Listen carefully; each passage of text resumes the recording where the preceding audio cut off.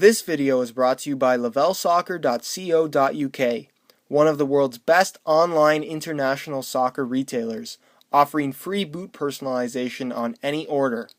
Hey guys, Josh from soccerreviewsforyou.com, bringing you an unboxing plus on-feet video of the brand new Nike Mercurial Victory 4 AGs in the Fireberry colorway.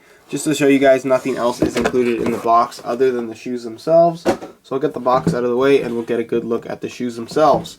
Obviously, AG or artificial grass playing surfaces have become more and more popular nowadays, with many players spending most of their time during practices and games on artificial fields, if not all of their time. So just like players have had to adapt to playing on artificial surfaces, soccer companies like Nike and Adidas and Puma have had to adapt their soccer shoes as well to provide a stud pattern that is more artificial grass friendly. And I know I've had a lot of people arguing with me on this point, but there is a reason why they make these artificial grass stud patterns. And really, if you are playing or spending a significant amount of time on artificial grass, I strongly recommend investing in a pair of AG soccer shoes. It's going to make your life a whole lot easier, prevent injury potentially, as well as be a lot more comfortable and perform a lot better than a firm ground or soft ground stud pattern. As far as AG stud patterns themselves go, the major difference you're going to find here is that obviously the studs are a lot lower. You're going to have a lot more studs, and depending on the design, you're going to see, obviously with the Nike ones, they have hollowed out studs that are slightly more rubberized, just because AG surfaces with the rubber pellets aren't necessarily all that deep. It's pretty much like a really thick carpet, so you don't need super long studs to dig in. In fact, you don't want the studs to dig in too much at all, because then you can get into a very clingy feel, which is the major issue with a lot of firm ground and soft ground stud patterns, where when you plant your foot, it's pretty much stuck in the ground, so any bump or slight miscalculation you do when pushing off could result in some pretty severe injuries. So as far as the stud pattern you find here on the Victory, it's the same stud pattern you're going to find on the AG Vapor 9, which is the top end model. I have an unboxing of that if you do want to check that out. The layout is identical. The only difference you're going to see here is this one extra support bar, but that's just there on the Victory and has nothing to do with the overall performance of the stud pattern. The studs themselves are laid out more minimalistically in comparison to the other AG stud patterns from Nike used on the Tiempo, the T90, and CTR 360 ranges. You can see that the studs themselves are a combination of TPU plastic with basically these little rubber tips. If you guys can see that, it's kind of texturized. And the studs themselves have just a little bit of flexibility to them. I don't know if you guys can see it moving a little bit. Obviously, it'll move a lot more or flex a lot more when you have the entire weight of your body on the shoes themselves.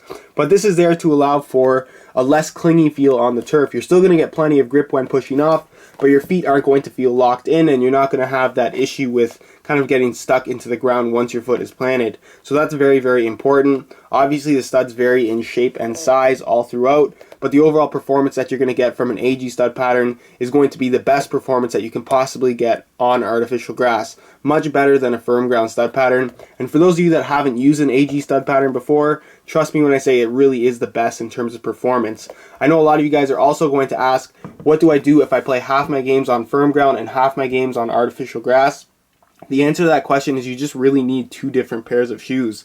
Like I said, you have to adapt to the playing surface that you're playing on, and if that means getting two pairs of shoes, it's better for you in the long run, it's safer, you're going to get better performance out of your shoes, and of course, it's going to extend the durability or the lifetime of your shoes as well. So just keep that in mind.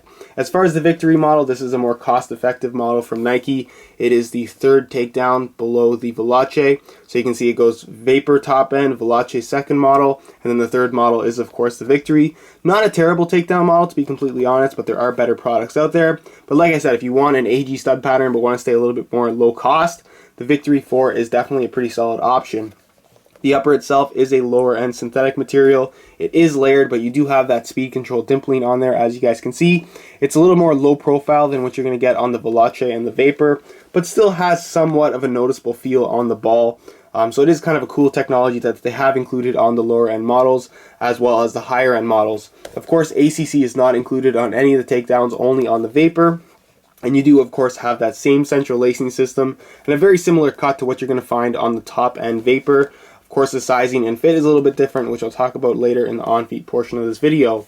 The liner on the inside, as you guys can see, is pretty much a synthetic leather liner, all in black. Nice amount of padding for a takedown model. And I'll grab the insole really quickly as well. You can see you do get a pretty standard EVA foam insole with a fair bit of padding, so that's definitely a good thing. You shouldn't have any issues with discomfort with this type of insole. Definitely a good thing, and you of course have that mesh liner over top. That's pretty much it as far as the unboxing portion of this video goes, and move on to a quick weigh-in so you can see how light these are. The Mercurial line from Nike is all about being lightweight, but a lower end model like the Victory is nowhere near as light as what you're going to get from the top end Vapor. So I am going to weigh this pair for you in real time today. Keep in mind this is a brand new pair in a size 9.5 US. I know a lot of people are still skeptical of the AG stud patterns because they look like they would weigh a lot more, but in all honesty the difference in weight between firm ground and AG is pretty much nothing. So I'm going to throw this on the scale for you guys so you can see exactly what it weighs. And you can see that it weighs in at 8.65 ounces. So definitely not a heavy shoe, but not an ultra lightweight model either. Very, very similar to what you're going to find from the firm ground Victory in terms of weight. So the overall difference between firm ground and AG is pretty much nothing that you're going to notice on your feet. So that's pretty much it as far as the weigh-in goes, and we'll move on to a quick on feet so you can get a better idea as to how these shoes fit.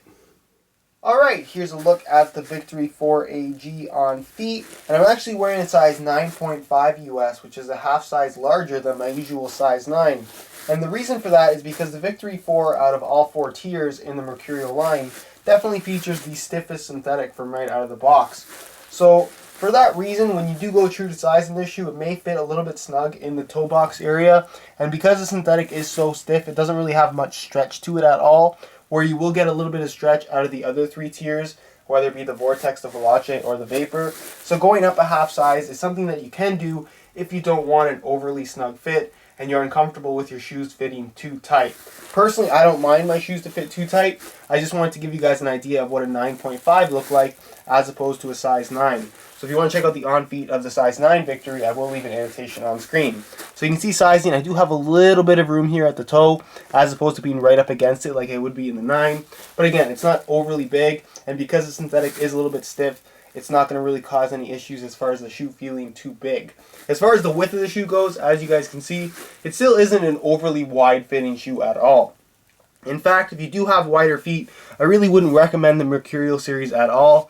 You got about an average width shoe all the way through. It is a little bit wider in the toe box and forefoot area of the boot, but through the midfoot it's still going to hug the instep fairly tight. So like I said, if you do have wider feet, it probably isn't the best choice. That's pretty much it as far as the on-feet portion of this video goes, and we'll move on to my final thoughts.